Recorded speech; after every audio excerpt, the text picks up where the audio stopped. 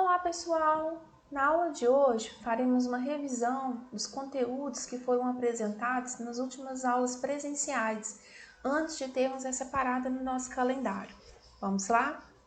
Para que vocês consigam acompanhar a aula de hoje, eu sugiro a leitura do primeiro capítulo do livro da Marilena Schwai, Pra que Filosofia?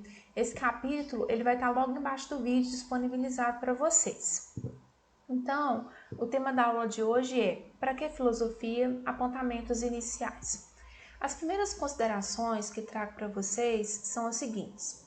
Todos nós somos seres humanos e uma das coisas que está muito atrelada a sermos seres humanos são as nossas percepções, o nosso modo de enxergar o mundo, enxergar as coisas. Através das nossas percepções, a gente afirma, a gente nega, a gente deseja, aceita, recusa coisas, pessoas ou situações. Então, é inerente da capacidade humana o processo de avaliar, de julgar. Nós não só avaliamos e julgamos, como nós também somos avaliados e julgados. Um exemplo claro desse processo de julgamento são esses programas de reality show. Por exemplo, o Big Brother. No Big Brother, a gente não consegue conhecer a pessoa afinco. As pessoas são personagens. E as pessoas, elas que estão do lado de fora, como telespectadores, acabam que no processo que vão assistir esse reality show, julgam as pessoas. A última edição é o exemplo que a gente teve. As pessoas que saíram consideradas como fadas sensatas, como inteligentes, aquelas pessoas que foram consideradas com valores retrógrados, machistas. Então, é inerente que nós, seres humanos, façamos julgamentos e sejamos julgados. Ao julgar e avaliar, que é algo que todos nós fazemos, eu gostaria de perguntar para vocês o seguinte: a gente nesse processo sabe diferenciar o que é realidade, o que é ilusão? O nosso julgamento ele é feito baseado em quê? Então, eu trago para vocês a discussão de três termos: mentira, verdade e erro. A verdade seria uma representação da realidade de algo que é fidedigno. A mentira e o erro já são dois processos que eu queria convidar vocês a discutir um pouquinho. O erro, ele é uma ilusão, algo que deu errado, digamos assim, que é proveniente de um engano. Ele é involuntário. A maioria das vezes a gente erra sem ter o desejo de errar, sem saber que está errando. Já a mentira, ao contrário do erro, ela é voluntária. A gente, na maioria das vezes, a gente pode decidir se conta a mentira ou a verdade sobre um fato. A mentira, ela passa pela vontade. Já o erro, não. E é em torno dessas questões do julgamento, da percepção, de termos como mentira e a verdade, é que começa a surgir a filosofia, que é o tema da nossa primeira parte dessa disciplina. O primeiro filósofo que eu trago para vocês, que é considerado o pai da filosofia, um dos fundadores, é o Sócrates. O Sócrates, ele era tido como um sábio e ao longo da sua vida, ele fez uma viagem a um santuário dedicado ao deus Apolo, que é o deus da sabedoria, da razão, do patrono, porque ele queria perguntar a esse deus, ao oráculo desse templo, se quem era a pessoa mais sábia do mundo. Logo na entrada desse oráculo tinha a frase: conhece a ti mesmo. E quando Sócrates fez a pergunta para o oráculo quem era a pessoa mais sábia do mundo, o oráculo respondeu para ele: o que você sabe? O Sócrates respondeu: só sei que nada sei. Logo o oráculo respondeu: Sócrates é o homem mais sábio do mundo. Porque a grande questão da sabedoria, desses pilares da filosofia, é que a gente sabe reconhecer que a gente nada sabe. Que muitas das coisas que a gente vive pode ser percepções, pode ser fruto de um erro, pode ser fruto de uma mentira, e que a gente, querendo ou não, muitas vezes tem ilusões que a gente encara como se fossem verdadeiras. O Sócrates, ele é um personagem que jamais se contentou com opiniões pré-estabelecidas. Ele sempre teve essa questão de questionar, de indagar, principalmente crenças que já estavam solidificadas na sociedade e eram tomadas como inquestionáveis. E ele fazia essas perguntas sobre essas crenças, sobre esses pontos para as pessoas, de modo que as pessoas, ao final desse processo de interrogação proposto pelo Sócrates, chegavam à conclusão de que elas nada sabiam. Então ele chegaria para você, por exemplo, e perguntava: o que você está dizendo agora? O que é isso que você acredita?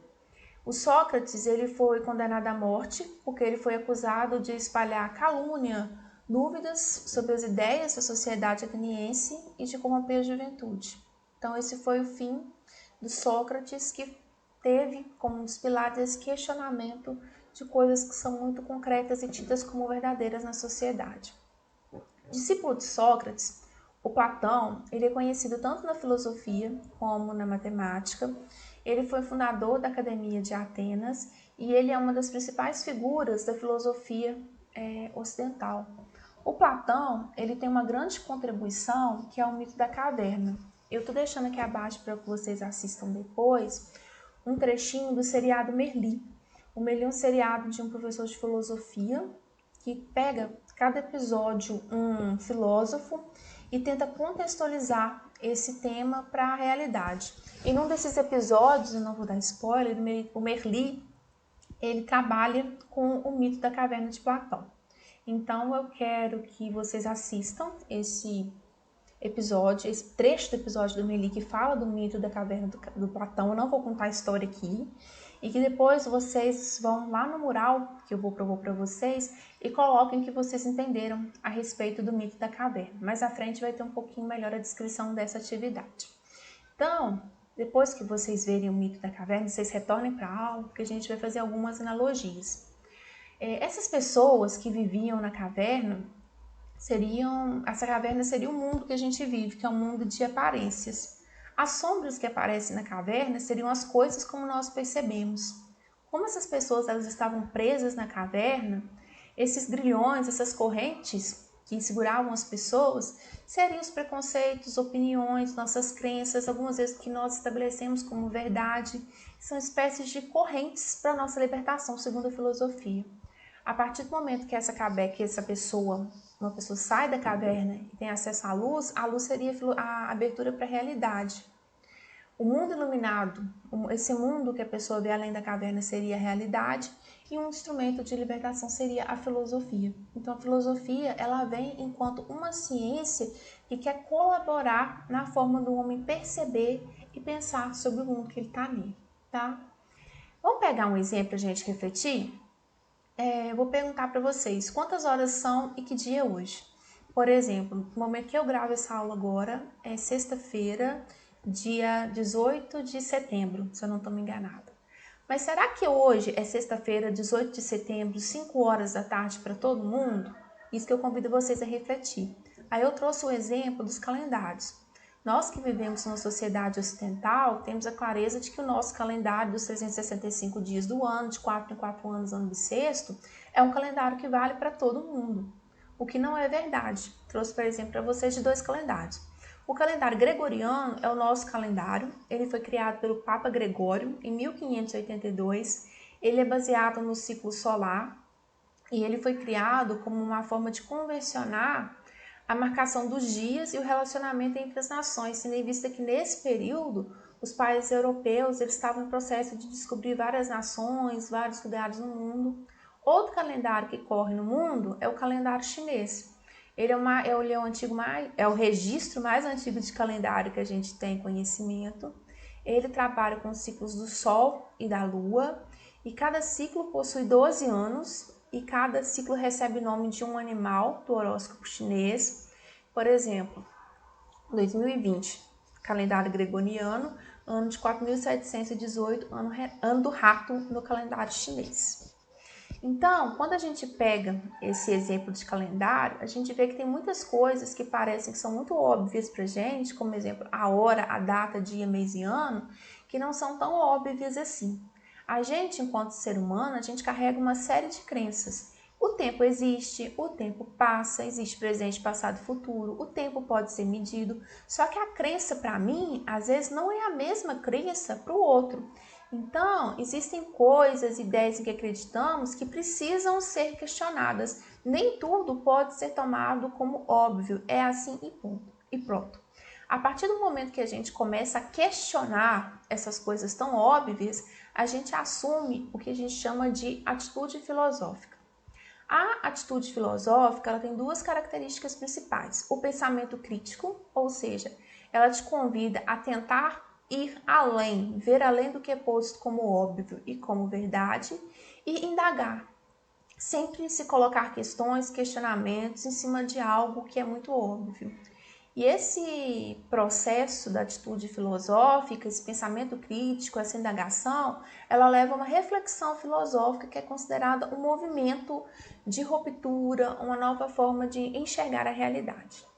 Então, meus queridos, a filosofia, no fritar dos ovos, é a decisão de não aceitar como natural, óbvio e evidente coisas, ideias, fatos, situações, valores, comportamentos, sem antes investigar e compreender.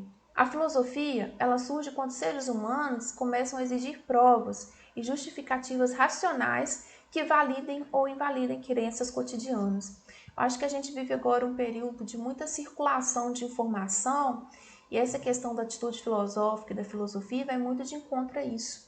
Dentre essas informações que circulam, rodam no WhatsApp, por exemplo, o que de fato é real? O que de fato é fake? O que eu preciso investigar, indagar? Então, nunca tomem uma coisa que é posta para vocês numa primeira mão como uma verdade absoluta. Sempre tentem questionar, refletir criticamente sobre isso, tá? Então, é importante que vocês saibam que a filosofia ela é uma ciência, ela tem um pensamento sistemático, ela trabalha com enunciados precisos e rigorosos, ela busca por encadeamentos lógicos e a filosofia é uma ciência que quer uma visão crítica dos fatos e da realidade.